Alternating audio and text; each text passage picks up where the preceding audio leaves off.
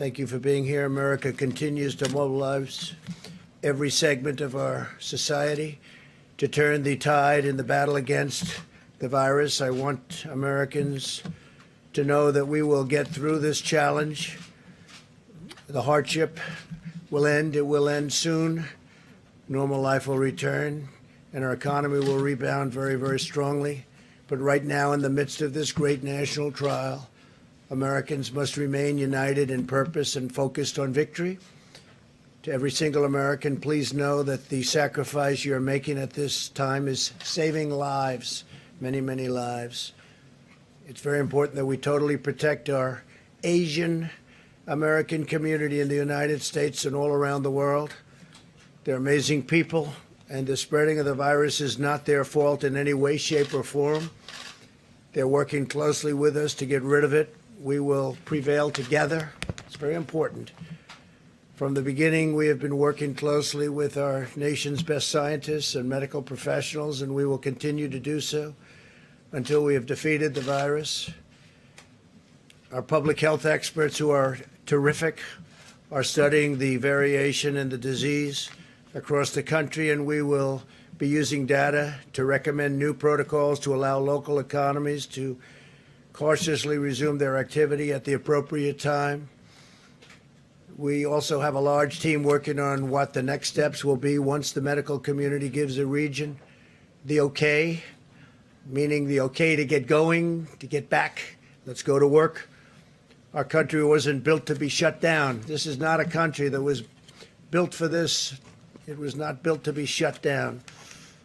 My administration continues to work with Democrats and Republicans to reach an agreement on an urgent relief bill for the millions of American workers and small businesses and large businesses that were badly affected by the medical difficulty that we've had.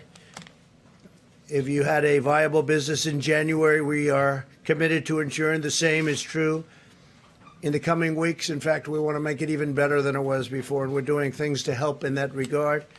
America will again and soon be open for business, very soon, a lot sooner than 3 or 4 months that somebody was suggesting, a lot sooner. We cannot let the cure be worse than the problem itself. We're not going to let the cure be worse than the problem. At the end of the 15-day period, we'll make a decision as to which way we want to go, where we want to go, the timing, and essentially we're referring to the timing of the opening, essentially the opening of our country, because we have it pretty well shut down in order to get rid of this invisible enemy. 2 weeks ago, we moved at record speed to pass paid sick leave and paid family medical leave and approved $8 billion, including money for the development of treatments and vaccines, and we're doing tremendous work on both fronts. The vaccines are coming along very quickly. Now Congress must demonstrate the same bipartisanship again and join together to pass the Senate bill as written and avoid playing any more partisan games. They have to get together and just stop with the partisan politics.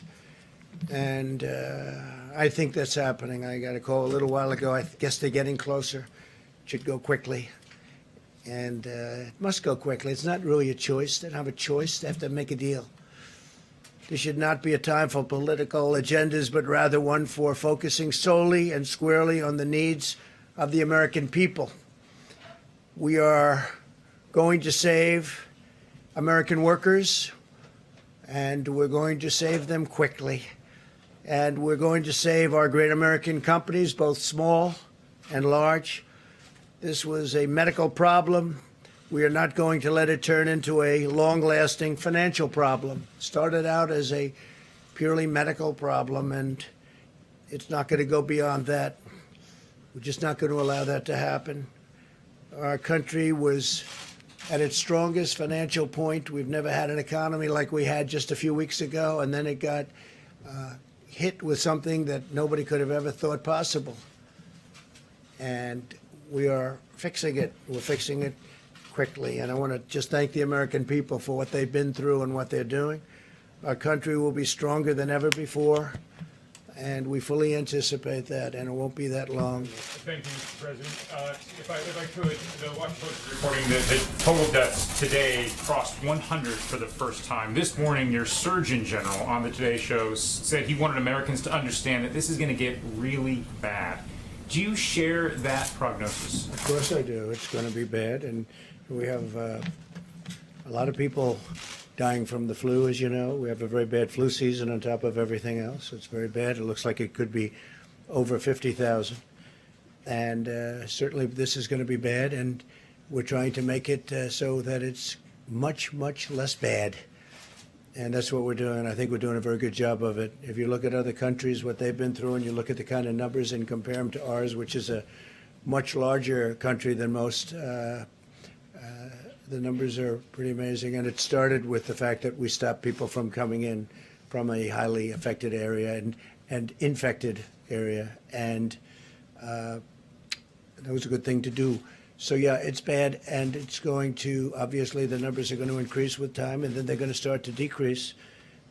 And we're going to be opening our country up for business, because our country was meant to be open and working with others, but especially for our workers. And the engine for that whole system is we have to have companies, and these companies are loved by our workers because they're paying big salaries and big dollars to our workers, and we're going to get it all going again very soon, hopefully very, very soon. Please. Sir, I'm just trying to reconcile the two things that you just said. One, that things are going to be very, very bad, and two, that you want to get the country open back up as quickly as possible. So I guess my question is, if in a week Dr. Birx or Dr. Fauci are telling you we need to continue these measures for the health of the vulnerable populations of the country, are you going to say, I'm sorry, the economy is too important? Well, you'll see what happens. I understand the question very well. It's a great question, but we can do two things at one time. I will say this: our country's learned a lot. We've learned about social distancing. We've learned about the hands. We've learned about staying away, at least during the time that this is even a little bit around. This disease, or whatever you want to call it, many different names. You can call it many different names, but the virus, while it's around.